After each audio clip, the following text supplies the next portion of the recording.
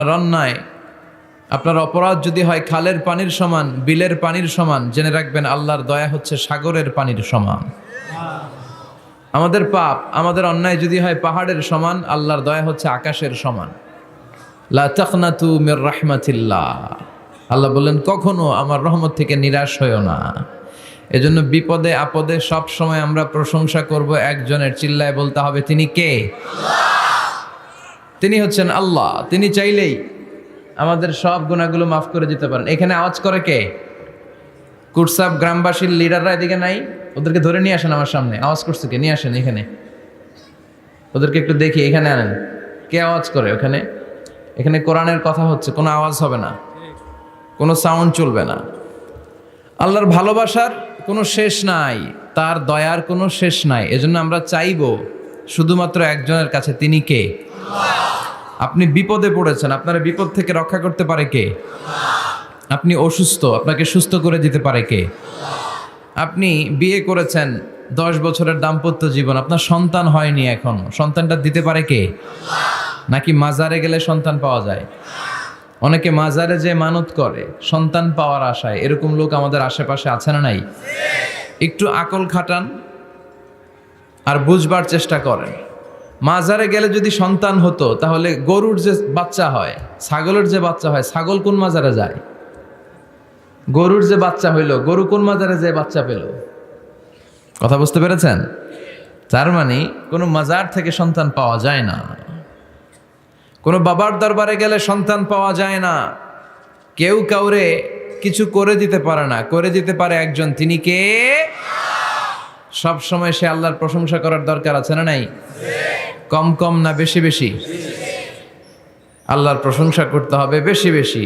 বিশ্বনবী ঈসা ইসলাম মসজিদে নববীতে একটা হাদিসের বঙ্গানুবাদ শোনাই আপনাদেরকে। তিনি মসজিদে নববীতে নামাজ শুরু করেছেন আল্লাহু আকবার বলে।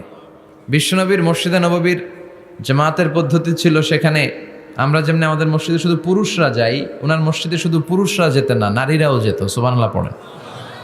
হিজরা, হিজরা চিনেন? ডাক্তারি ভাষায় এদেরকে বলে হার্মোফ্রোডাইট। ডাক্তার যারা আছেন বুঝবেন। হার্মোফ্রোডাইট, বাইসেক্সুয়াল, উভয় লিঙ্গ এরা, মিডল জেন্ডার, পুরুষও না নারীও না, এরকম করেও আল্লাহ কিছু মানুষ বানায়। আমরা যে পুরুষ হয়েছি বানিয়েছে কে? আমাদের বোন, আমাদের মা, ওদেরকে নারী বানিয়েছে কে? আবার আমাদের অনেকের সন্তান পুরুষও হয় না, নারীও হয় না, মাঝামাঝি আরেকটা জেন্ডারের হয়, বাইসেক্সুয়াল বলে, শিমেল, হিজরা। ওদেরকে হিজরা করে বানালো কে? আপনি আর আমি হিজরা হইতে পারতাম না? পারতাম। আমার বোন, আমার মা, ওরা হিজরা হতে পারতো না? পারতো। সবার পরীক্ষা। আমরা ছেলে হয়েছি, আল্লাহ আমাদেরকে ছেলে বানিয়ে পরীক্ষা করছেন। যারা নারী হিসেবে দুনিয়ায় এসেছে, আল্লাহ তাদেরকে নারী বানিয়ে পরীক্ষা করছে। যারা হিজরা হয়ে পৃথিবীতে এসেছে, তারা হিজরা, আল্লাহ তাদেরকে হিজরা বানিয়ে পরীক্ষা করছে। পুরো পৃথিবীটাই পরীক্ষা। এজন্য হিজরা দেখলে হাসাহাসি করবেন না। অনেকে হিজরা দেখলে হাসাহাসি করে, ওদেরকে সামাজিক মর্যাদা দিতে চায় না। এক লোকের ধরেন 2 ছেলে 2 মেয়ে, আরেকটা হয়েছে হিজরা। তো বাসায় মেহমান আসলে ওই 2 ছেলে আর 2 মেয়েকে নিয়ে পরিচয় করায় মেহমানদের সাথে। হিজরাটা রেখে তুই আসিস না, তুই ঘরে থাক।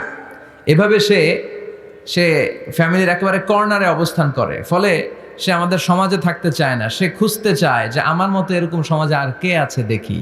খুঁজে খুঁজে তার একটা সংঘবদ্ধ চক্র হয়ে যায়। তখনই তারা জীবিকার তাগিদে রাস্তায় নেমে পড়ে।